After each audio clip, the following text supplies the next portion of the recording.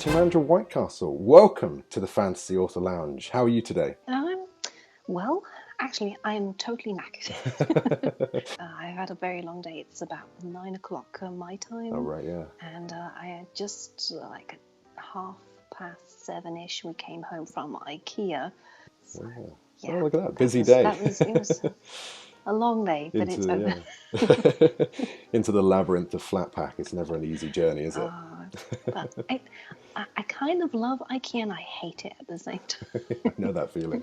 Awesome. Well, let's dig into it then. Why don't you tell us a bit more about yourself and your books as well? Well, my name's Timandra Whitecastle and I write more dark fantasy. Mm-hmm.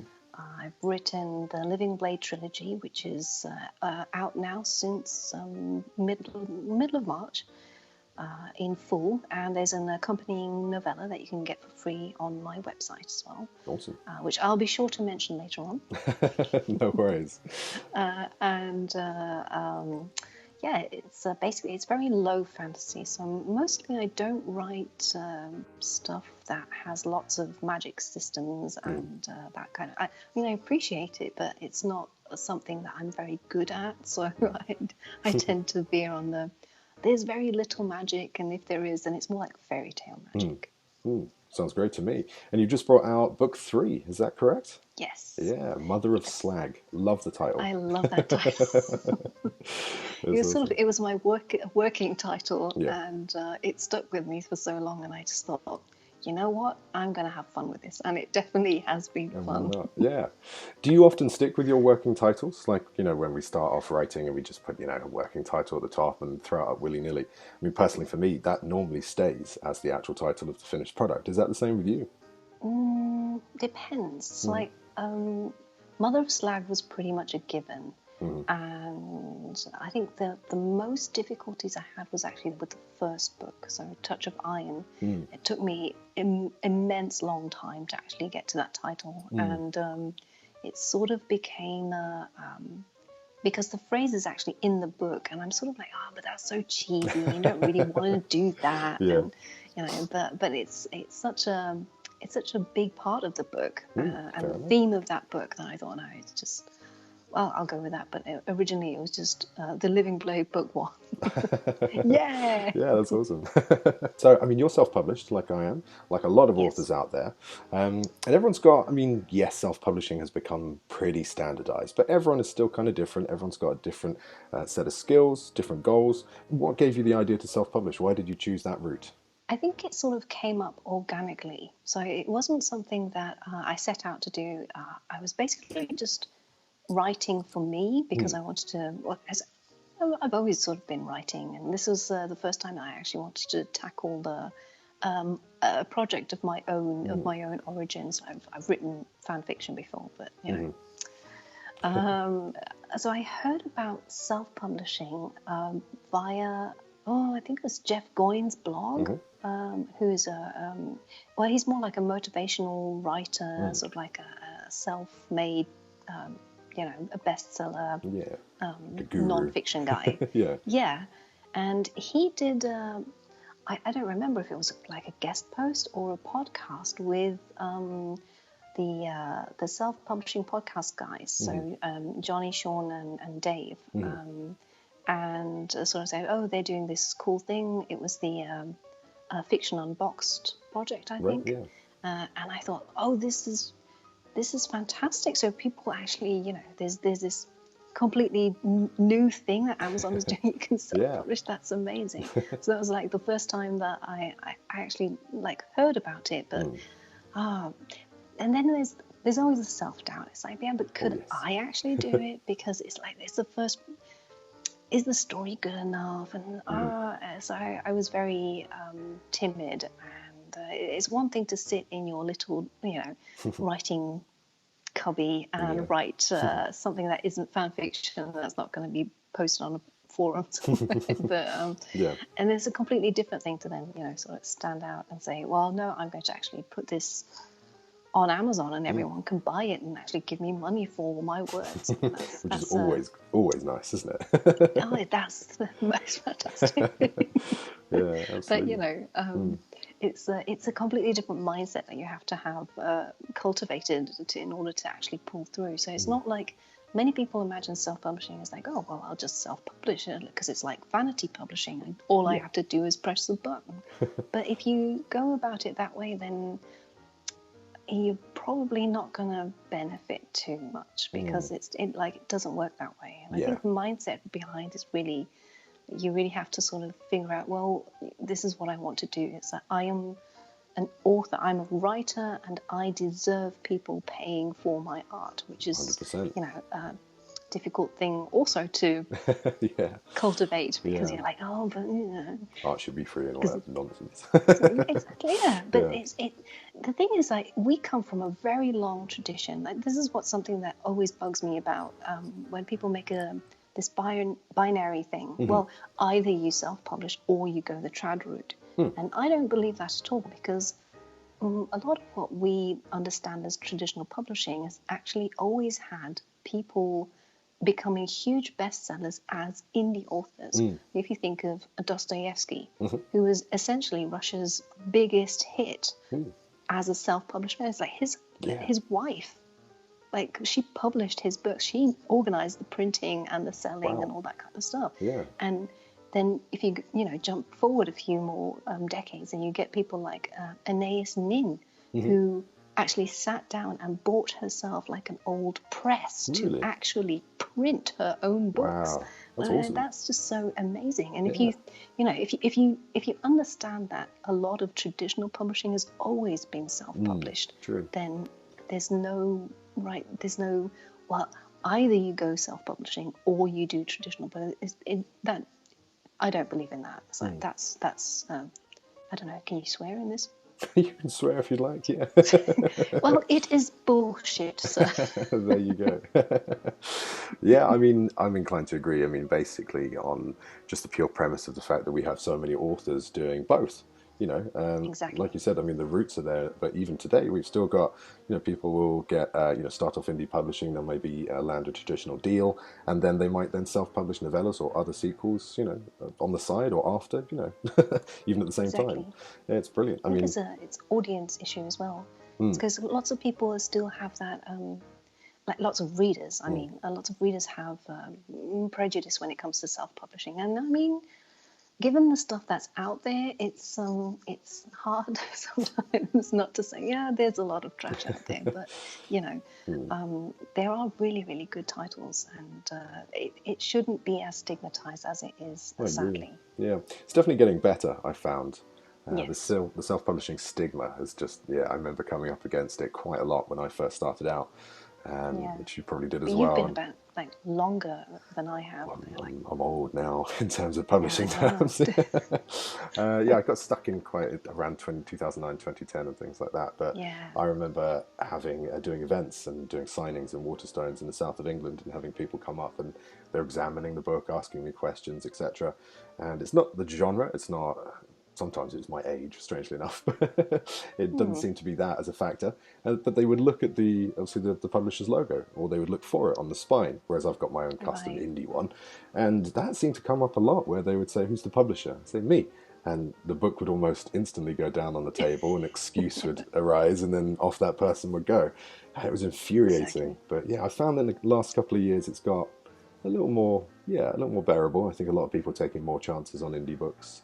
And just kind of ignoring the fact that it's like you said, it doesn't matter, ignoring the where it comes from, which is great. More of that. Absolutely. So buy my books. That's it, buy my books. We had to get that in somewhere. That's great. So in terms of being an indie author, because you've been at this, you've got 3 books out now, so obviously you know what you're doing. So what would you say is the best part of being an indie author, and also the worst part of being an indie author? 2-barrel question. One of the things that really, really appeals to me about self-publishing is it's all on me. There's an element of control that you might not have in a traditional publishing deal. So it's like, I get to choose with whom I work with. I choose my editor. Yeah. I choose my cover. Mm-hmm. I choose, I make all the decisions, and that's the final word is always mine. Yeah. And that's a great feeling. Isn't it just? Yeah. Yeah. Yeah. So obviously, the worst part about that is that it is also on me. Yeah. So, Double-edged. if the numbers aren't there and if the sales aren't where I'd like them to be, then it's most probably somewhere, some decision that I have made is probably not the right one, and that can be very demoralizing. But I also wanted to say, thinking about the best part of self-publishing is that it's a career option where you get to handpick the people in your team. So I come from teaching. You probably, I don't know what you did beforehand, but maybe you've made a similar experience. So as a teacher, obviously you work in a team, but you also work alone in the classrooms because you're the one standing in front of the pupils. But you do have backup. There are other teachers around, and you meet them. But then, you can't choose your fellow teachers. Either you get incredibly lucky and you have a handful, you really get on well with them, and they have the same sort of educational premise that you do, and that's great. But you can also be in a team where, I'm trying to be really diplomatic about this. Maybe you just don't get on very well. It's not your people, not your bag. And it's really, really hard. And I think that's something that you get in any profession, really. It's that you can land in a team that just doesn't fit you or your method of work, and that makes it so much more difficult. And as a self-publisher, you get to choose your team. So I obviously don't do everything myself because I'm not good at drawing covers. I don't have any skill set going in that direction. But I get to choose. I get to choose a developmental editor, and see if we're on the same wavelength. You get to choose your copy editors, and see, well, what are they actually correcting, and is this what I want them to correct, or should their focus be on something else? Exactly. Or the cover artists, obviously, that's the best thing ever. So you get to choose to work with these incredible people who do this incredible artwork, and then you say, well, I want that one. This one, please. Which is, that's the greatest thing. And I think if you can, you sort of you assemble your own Avengers team. It's a very empowering thing. So you are the boss, and you have these great people around you, and that's incredibly motivating as well. Yeah, I would agree. It's that creative freedom and the entrepreneurial freedom that you have to, you start off really, completely self-employed. Pretty much, when you think about it, you put a product out there, set the price, and then it's down to you. You immediately start out as a business, which is great. But you touched on cover design then, and you mentioned obviously one of the secrets of getting an amazing cover, which is obviously a very key part of seeing success when you self-publish. Yes. But are there any other tips and tricks you have for getting a great cover, making sure that you're working with the artist in the best way, or even what's a couple of tricks you use to find the best artist? Because I have to say, the cover of Mother of Slag, we've already touched on it, but it's brilliant. I think so too. Yeah, I would. Yeah, that'd be a tattoo on me somewhere, or on the wall hanging. That's great artwork. Did you see the tweet that I did? I'm sorry, I'm derailing this already. Did you see the tweet with the making of? So I did, because you used a live model. Yes, he used a live model of this beautiful lady. Then she tagged me on Instagram with my book, which was awesome. Yeah, I saw that. And then I saw a reference shot where he had her. Well, Mother of Slag is very, it has a naked lady on the cover. It's very tasteful. It's very tasteful. We'll get a picture up so people can see. Yes. Yeah. And she's got a snake winding around her. And obviously no live snakes were present during the painting, but he used this garden hose, and I just thought that's so brilliant because obviously it's great for the model, and you don't have all the We don't caring have a for snake their wrapped animals. around you, do you? Exactly. I Yeah. mean, Yeah. so that's Some that. people might want it. I love that. Yeah, that's great. But yeah. What was the question? So in terms of, how did you, for instance, how did you find the designer? What's the process there? Do you have any kind of advice on finding the right person for you? So I began with Touch of Iron, Hmm. sort of the standard way that most of the podcasts that I was listening to on self-publishing around that time were doing these adverts for 99 Designs. Mm. So the Mm. sponsorship was always like 99 Designs and Mm. get your cover done on 99 Designs. So I did, Hmm. and it was actually a not bad Okay. cover. Yeah. It had a sort of like the white stripes, Seven Nation Army, so Right. like lots Yeah. of Yeah. red and white Mm. and black, and so it would definitely stand out. Yeah. But Yeah. then one of the other artists that had done the 99 Designs competition, he said, so they sent me a DM and was like, oh, I don't want to be that guy, but the image that was used here is actually copyrighted, Wow. and I don't know if the guy has permission to use it in this design, and you should make sure, Wow. not that you get a fine. Yeah. And Yeah. so I was like, oh, this is not what I want to do. It's not ideal, is it?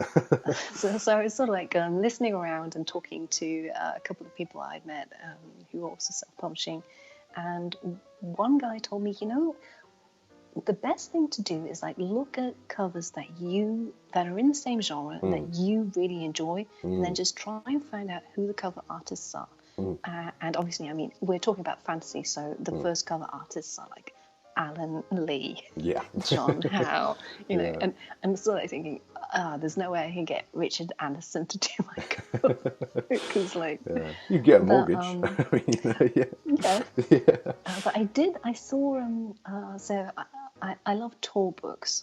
They have a really great collection, which I really, just as a reader, I just really love what they're doing with their authors Agreed. and the way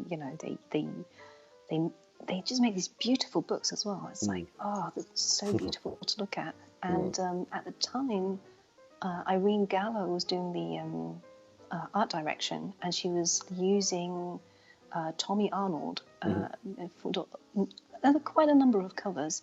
And so I kept on seeing these beautiful covers, and I was like, this artist is like, there's something that I really love about the way he uses the color and everyone. And so, I contacted him, and he said, yeah, he'd do it, and I was like, Amazing. yes! Yeah. Dancing around your house. And it was working with Tommy has been probably one of the most, I have been spoiled rotten Yeah. with working with such a world-class artist. Like, he's a guy who the first thing he said was like, well, send me what you've written so far, and Awesome. I'll read it, and then I'll come up with some things, some concepts, and then you get to choose. I thought, yes, that's what you want as a cover artist. Because you want that's someone who knows the book, and just like.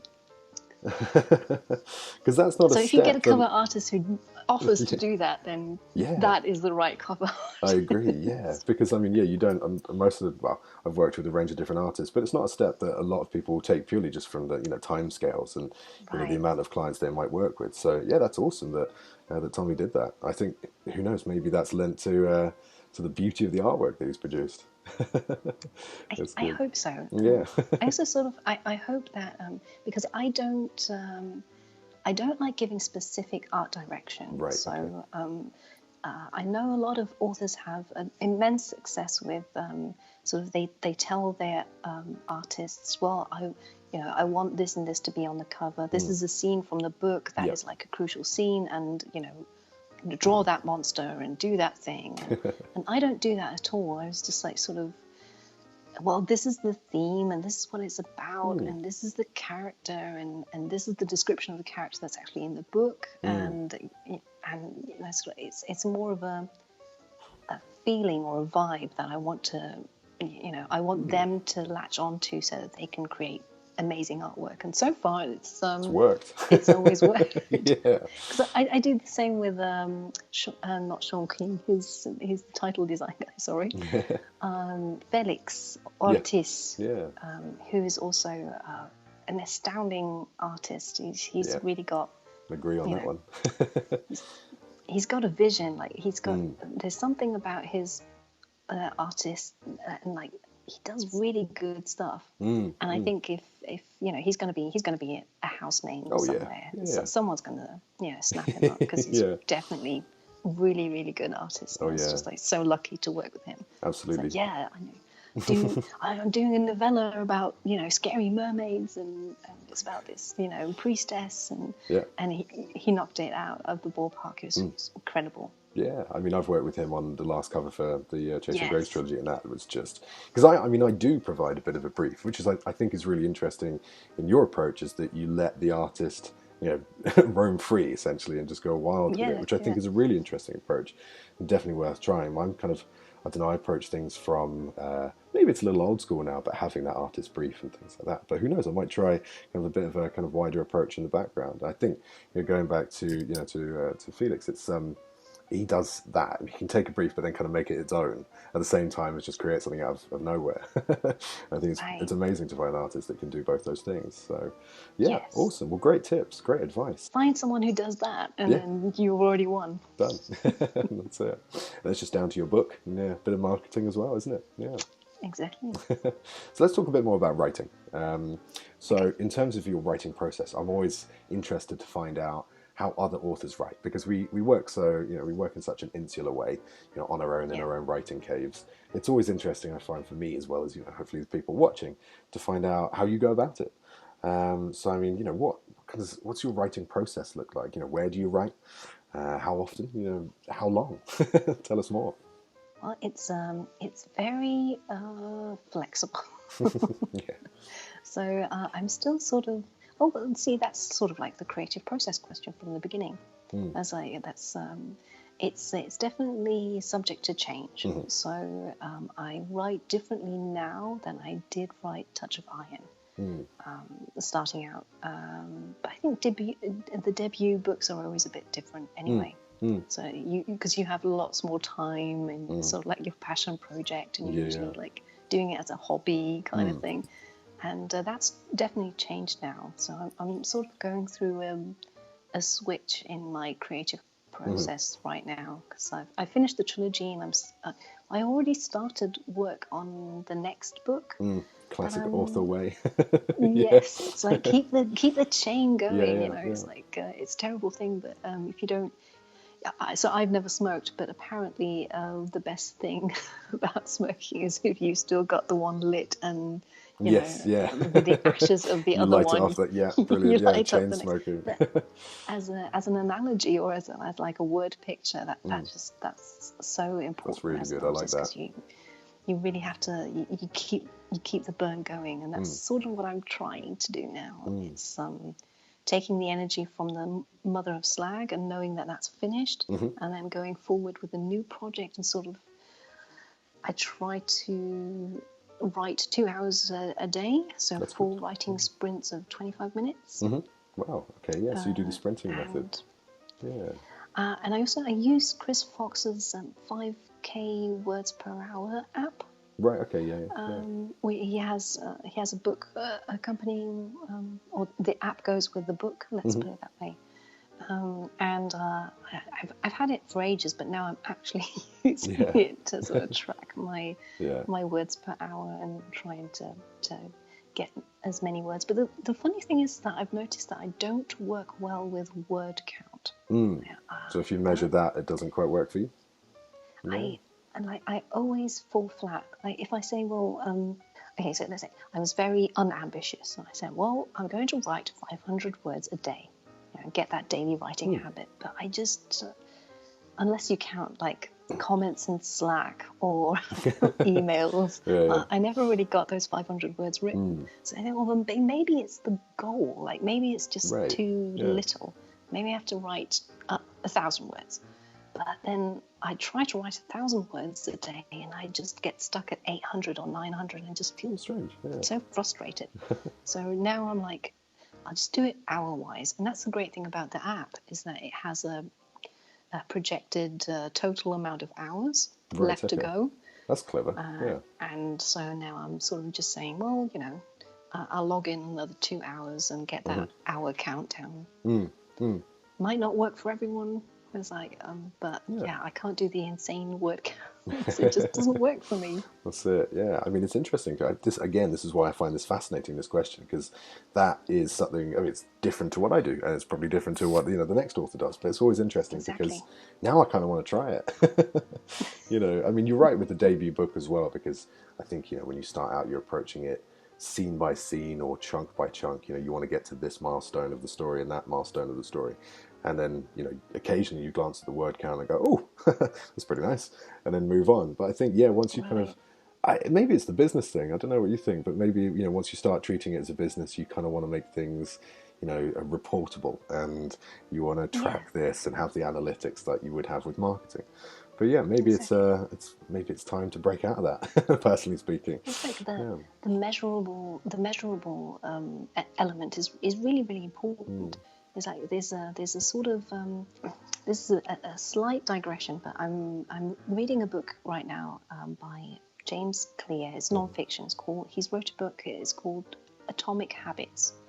He sort of says that the way we live our lives every single day is actually who we are. So if you change small things, optimize a few habits or get them started, and even if they're just like really, really small, they can have a long-term massive effect and get you where you're going. And I think what he's trying to say is that it's about systems and processes. So implementing in marketing, you'd say like an automaton, like an automation workflow. Yeah. So you start something and then immediately this happens and then this thing, like the chain again, Yeah. It's like you start the one thing and then it builds to this other thing. And doing that for writing is really, that's the key. So it doesn't feel like, oh, I can only write when the muse hits, But it's also it's not a grueling, oh my God, I have to write 10K today in order to meet my deadline. It's like, well, I don't have to do that. All I have to do is sit down, for 4 25-minute sessions and crack out a few words. Yeah, see what happens. And then I've already won. Yeah. So that's it's a great way to think about it. The system is there, the workflow is there. And I think in the long run, maybe that helps, but I don't know because I haven't been at it that long. Yeah. So in terms of where you write then, because I mean, you live halfway around the world from me in Germany, in Lower Saxony. I'm not going to try and pronounce the place name because I had trouble with that earlier. I'm going to let you do that. But I mean, I assume you get most of your writing done at home. Go on, you've got to pronounce it for me now. What's the place name? I live in a place called Bad Fallingbostel. Love it. It's great. Yes, so the pun is because there is no good Fallingbostel anymore. The classic, yeah. Yeah, but yeah, it's a beautiful place, but it's very, very small. And I do most of my writing on our dining room table. Excellent. So I don't even have. We have like a family PC that everyone can use, but there's just a weird vibe up there. Maybe this is my creative artist, I can't work in these conditions. Like, I can't work here. So I'm totally mobile. I'm on my mobile device. Brilliant. So I've got my tablet and Scrivener is on there. And awesome. So I usually work on the dining room table, which is nice and sunny. And I've got my cup of tea. Good views as well. Yeah. Awesome. The sheep in the meadow. Very rural. Awesome. Sounds quite relaxing, actually. I quite like that. Very different to my downtown view. I've just got high rises. On that note, if you could write anywhere in the world, just write one chapter, teleport somewhere, teleport back, where would it be? Somewhere tropical? Top of a mountain? I need peace and quiet. Lots of authors really like writing in Starbucks or like a cafe because you have like the ambient noise in the background. That's only because they can be seen writing. That's it. That's the only reason people write in Starbucks. Because of the beverages and the cake, maybe. Yeah. But I can't. I have massive problems concentrating. And even if I have the, I listen to Brain FM, which is supposedly stimulating my brain waves in order for me to focus more and concentrate better. That's another thing I'm going to have to look up. can't do it. So I like to work in at my local library if I don't want to sit at the dining table. So I'm probably going to say, if I could work anywhere in the world, it would have to be a really beautiful old library. Oh, yeah. And I was at one last summer in Austria. It's one of the world's oldest monastic libraries. Awesome. In the Atmond monastery, and it was like a baroque, beautiful golden inlays and white shells, and these epically old, tomes of. It was just so great. I was like, look, I could write there. Something about old libraries, or any library, isn't it? Yeah. So it's just almost like, I don't know, arousing in some weird way. Well, I mean, it's like Terry Pratchett's Elspace. It's all the book knowledge that's seeping out of all the other books and influencing your work. Yeah. Maybe you can feel that. That's awesome. I'm sure. Yeah. So we're going to go off writing related. We're going to dig into a bit more about Timandra. Tell us about a talent that you might have that's outside the writing world. Obviously, you mentioned you have a background in teaching. Any other talents we don't know about? I don't know. I'm actually quite glad that you told me that you were going to ask me this question beforehand, because otherwise I would have been like, I don't have any talent. The reason why I say that is that, like, I find that everyone's talented. Everyone has like something that they're really, really good at.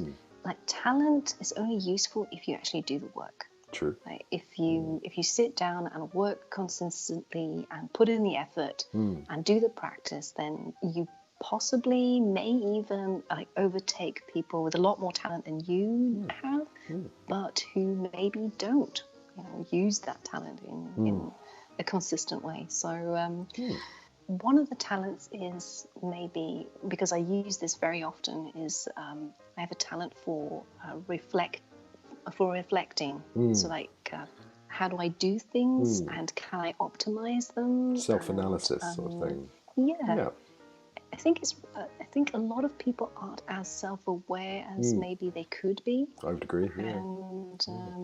And maybe even just like, there's this thing where people get too busy. Like, it's one of those, but I'm too busy to do this, and I'm so busy and I had no time, and I'm like, but these are really important things, because at the end of your life, no one's going to be on their deathbed and say, I wish I could have written 10 more emails. It's like, who you really are, and like, what is it that you do, and what is your strength, and where's your weakness, and how do you deal with those things, and how do you support the people around you in their efforts to how can you make that even better? And sort of like, I am aware of the fact that not everyone takes as much time to think about these things.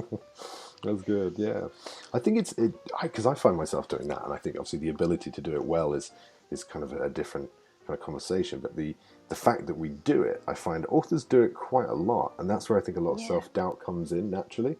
Is because I think working in an insular way, or even just the nature of the work we do, that we're pouring a lot of passion and time and effort into essentially made-up worlds, at face value. And I think that almost kind of feeds it in a way, and ends up you think, am I doing it right? Is this chapter, like you said at the start, is this chapter working, or am I doing it right?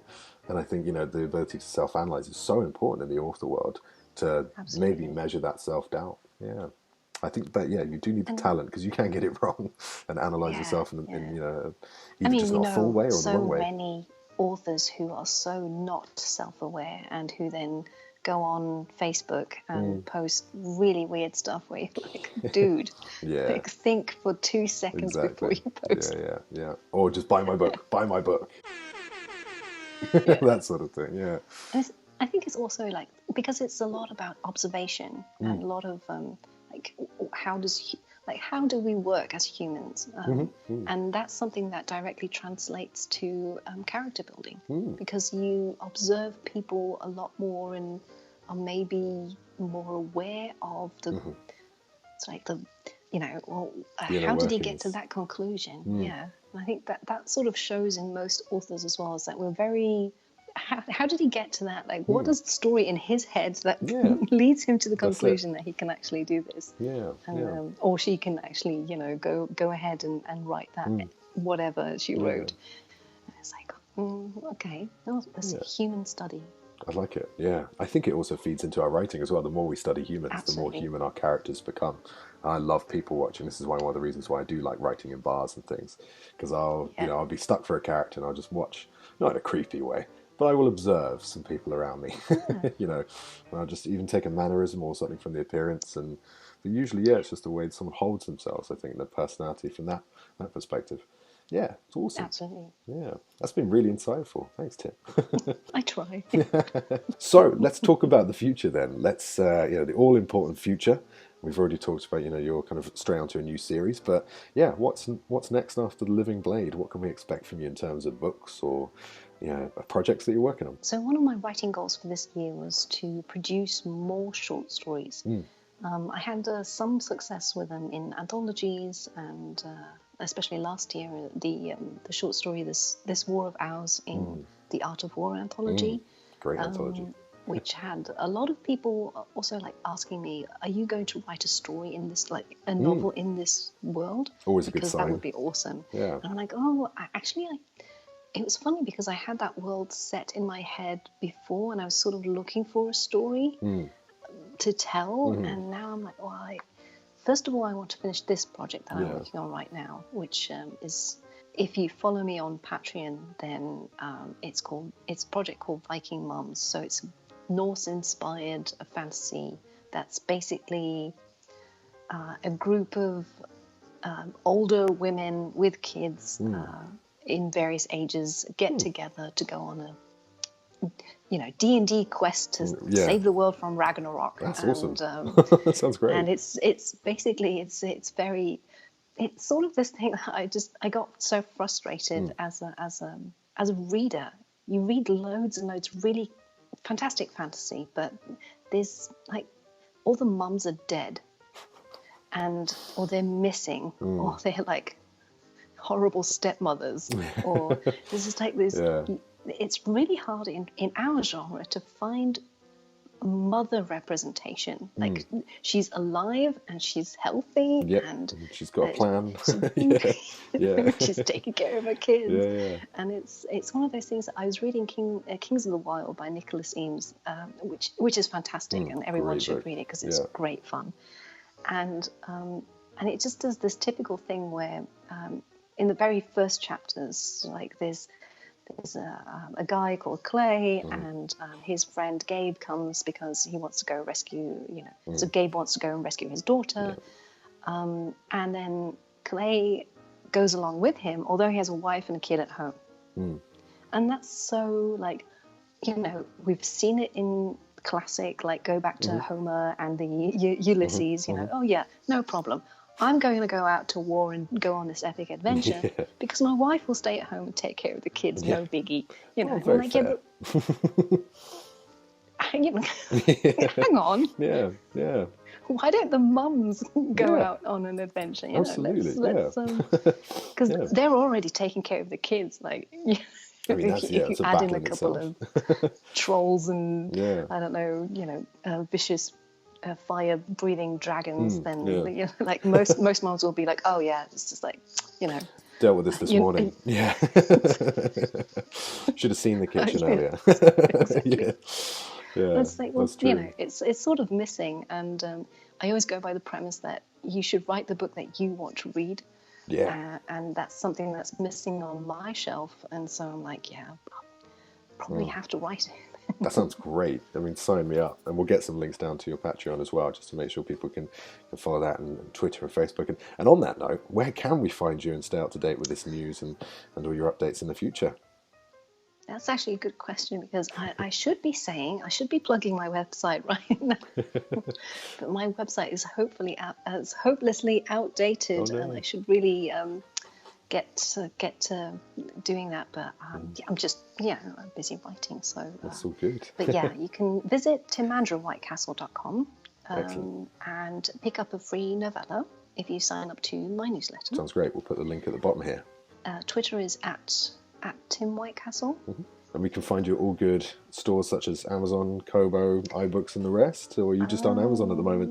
I'm just on Amazon. Perfect, I'm yeah. going for the full, exclusivity and Yeah. all the eggs in one basket. But I only have 3 eggs, There so you go. you know. They might get lost in a bigger basket, you never know. Exactly. So Yeah. I'm putting them in the big one basket, like everyone else's. That's So great. we used to have, traditional publishing used to be the big five, and now we're sort of down to the big Three one. now, one. Yeah. So Tim, this has been fantastic having you in the lounge. I've learned a thank lot. I've got you. a few things to check out. Things like Brain FM and the book you mentioned. Yeah, I'm going to be doing a lot of work for the rest of the afternoon digging into Oh these things. no. But yeah, it's been really insightful seeing your writing process and how you approach it from, and like you said, a systems and processes approach. And I think, yeah, hopefully it's going to be really useful for authors and readers alike out there. So, like I I said, hope thanks so. for coming into the lounge. Been a pleasure. I wish you well with all your books and your writing processes. You too. Excellent. Cool. Take it easy. Thanks, Tim. Bye.